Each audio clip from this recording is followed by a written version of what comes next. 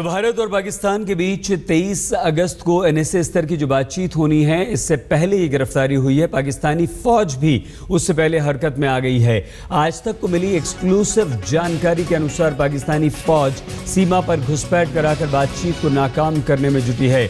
आज तक के बाद खुफिया एजेंसियों के सूत्रों से पुख्ता खबर यह है कि पाक सेना हर हाल में इस बातचीत को खराब करना चाहती है। लेफ्टिनेंट DS हुड्डा ने नॉर्दर्न सेना कमांडर मुख्यालय को अपनी रिपोर्ट दी है और ये सेना अध्यक्ष ने रक्षा मंत्री को भी रिपोर्ट सौंप दी है कि किस तरह से पाकिस्तानी सेना जो है इस बातचीत को नाकाम करवाना चाहती है, घुसपैठ करवाना चाहती है। 2 टीमें घुसपैठियों की तैयार है और पाकिस्तानी सेना कवर फायरिंग कर रही है। जनरल दलवीर सिंह ने राष्ट्रीय सुरक्षा सलाहकार को भी ये जानकारी दे दी है। हिजबुल मुजाहिदीन के स्प्लिंटर ग्रुप का ये पूरा का पूरा प्लान है। 2 ग्रुप तैयार हैं। सोफिया रानबाग के आतंकवादियों के साथ हमले की साजिश है और पाकिस्तानी सेना साथ दे रही है। कौसरनाग यात्रा और अमरनाथ यात्रा पर हमले का प्लान भी इन उग्रवादी संगठनों का था। आतंकवादियों को हमले के लिए फंड भी मिल चुका है। ये तमाम खुलासे होने के बाद 5 आतंकवादियों के 2 गुट हमले की फिराक में हैं और इन दोनों गुटों को पाकिस्तानी सेना मदद कर रही। दक्षिणी कश्मीर का लश्कर कमांडर वसीम दे रहा है निर्देश इन दोनों गुटों को घुसपैठ के लिए भी और आतंकवादी हमले के लिए भी। श्रीनगर से बारामूला के रास्ते पर आतंकवादियों की नज़र है। आतंकवादियों की नज़र सेना की गाड़ियों पर हमले पर भी है, यानी कि सेना के काफिले पर भी हमला कर रहे हैं। पुंछ इलाके में हुई फायरिंग पाक सेना की मदद से हुई है और पाक सेना लगातार मदद कर रही है।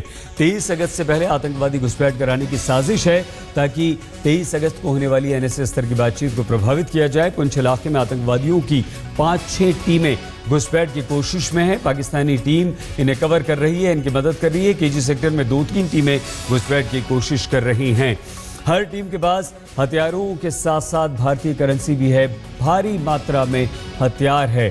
तो गुरेज और कैरन माचिल के इलाकों में रेड अलर्ट जारी किया गया है। पाक सेना की फायरिंग के बीच आतंकवादियों को घुसपैठ कराने की यह नाकाम कोशिश है और ये प्लान है पाकिस्तानी सेना का कि फायरिंग की जाए और उस फायरिंग की आड़ में घुसपैठ करवा दी जाए। पाकिस्तानी सेना की बढ़ती हरकतों की वजह से ही सीमा पर भारतीय जवानों ने मुस्तैदी और भी बढ़ा दी है, खास करके रात में। हमारे संवाददाता गौरव सावंत ने इसी का जायजा लिया है और ये जायजा लेने के लिए LOC पर गए हैं। गौरव, देर रात नियंत्रण रेखा पर इस समय फायरिंग और शेलिंग दोनों रुकी हुई हैं। नियंत्रण रेखा पर जो फॉरवर्ड पोजीशंस है वहां पर जवानों तक हथियार गोली बारूद पहुंचाने का इस समय काम चल रहा है। ठीक मेरे पीछे आप ये देख सकते हैं भारतीय सेना के म्यूल्स हैं, ये खच्चर हैं जिन पर गोली बारूद, रसद सामग्री, खाना पीना सब जवानों तक LC तक जा रहा है। मेरे साथ हैं कैप्टन सरताज जो एक फॉरवर्ड पोजीशन पर पोस्ट को टेक ओवर करने वाले हैं। कैप्टन सरताज, इस समय जब हम नियंत्रण रेखा के पास है, सबसे बड़ा खतरा क्या है? इस समय सबसे बड़ा खतरा दुश्मन का मोटर शेलिंग है। अगर हम दुश्मन के ऑब्जर्वेशन में आते हैं तो हो सकता है कि हम पे मोटर शेलिंग शुरू कर दें। मोटर शेलिंग हो सकती है। अगर आप ठीक उस तरफ देखें, जो कांटेदार तार और ये लाइट आपको दिख रही है, ये नियंत्रण रेखा पर एंटी इन्फिल्ट्रेशन ऑब्स्टिकल सिस्टम यानी AIOS है। ये नियंत्रण रेखा की कांटेदार तार है। यहाँ पर हमारे सिपाही हैं। इसके बिल्कुल आगे हम लोग इस समय जाने का प्रयास कर रहे हैं जहाँ फॉरवर्ड पोजीशन है। अगर पाकिस्तानी सेना इस समय हम लोगों को देख ले तो फायरिंग शुरू हो सकती है, शेलिंग शुरू हो सकती है। अभी हम पहाड़ की आड़ में हैं, उनको ये दिखेगा नहीं। अगर जैसे ही हम आड़ से बाहर निकलते हैं और मोटर फायर शुरू होता है तो क्या प्रिकॉशंस लेने की जरूरत है, क्या करेंगे? अगर मोटर फायर शुरू हो जाता है तो हमारी एक सेट ड्रिल बनी है। हम जमीन पे लेट जाते हैं और हम आड़ पकड़ते हैं और उसके बाद कोई मूवमेंट नहीं होती। तितर बितर बिल्कुल उस समय हो जाने का प्रयास रहता है।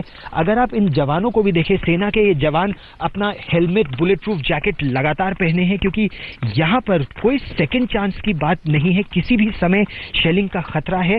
पहाड़ों में बिल्कुल अंधेरे में ये जवान चलते हैं। जो घोड़े हैं बहुत ही सधे हुए, जो खच्चर हैं बहुत ही सधे हुए कदमों से अपना सामान लेकर चलते हैं। इसमें सबसे ज़्यादा एम्यूनिशन है। कितना एम्यूनिशन हम लोग का जिस तरह से ज़ाया हो रहा है, कितनी जल्दी हम लोग को रिप्लेनिश करना पड़ रहा है। देखिए, जैसे हैवी सीज फायर वायलेशन के दौरान सबसे ज़्यादा ज़रूरत हमको एमुनिशन की पड़ती है। जहाँ तक सवाल है हमारे राशन और मेडिकल कवर का, वो हमारा ये फॉरवर्ड पोस्ट पे वेल स्टॉक्ड है। काफी दिन का खाना पीना तो नियंत्रण रेखा पर रहता ही है, लेकिन एम्यूनिशन को रीस्टॉक करने की जरूरत होती है क्योंकि सीज फायर वायलेशन काफी है पाकिस्तान की तरफ से और मुंहतोड़ जवाब दिया जा रहा है। कुछ तस्वीरें इस तरह की हम लोगों ने देखी भी हैं। अगर आप यहाँ पर इस समय देखें तो इन जवानों के लिए, इन जो वहाँ नियंत्रण रेखा पर है, इन बोरों में भरकर एम्यूनिशन सबसे ज्यादा जा रहा था। जवानों से पूछा भी गया कि कुछ खास खाने की इच्छा है, जवाब उनका एक ही था, नहीं, अभी तो सिर्फ पाकिस्तान को गोली खिलाने की इच्छा है, बस वही भेज दीजिए। कैमरामैन किरपाल सिंह के साथ गौरव सावंत, नियंत्रण रेखा पर, आज तक।